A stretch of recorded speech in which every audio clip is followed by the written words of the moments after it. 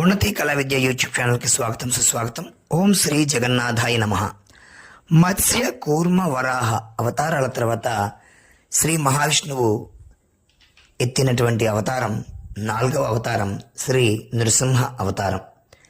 పూరి జగన్నాథ్లోని రథయాత్ర సందర్భంగా జగన్నాథ స్వామివారిని 4వ రోజు నృసింహ అవతారంలో దర్శనానికి సిద్ధం చేస్తారు. అయితే ఈ నృసింహ అవతారం ప్రత్యేకత ఏమిటంటే, ప్రహ్లాదుని రక్షించడానికి, హిరణ్యకశిపుణ్ణి చంపడానికి శ్రీ మహావిష్ణువు ఎత్తినటువంటి 4వ అవతారం ఈ నృసింహ అవతారం.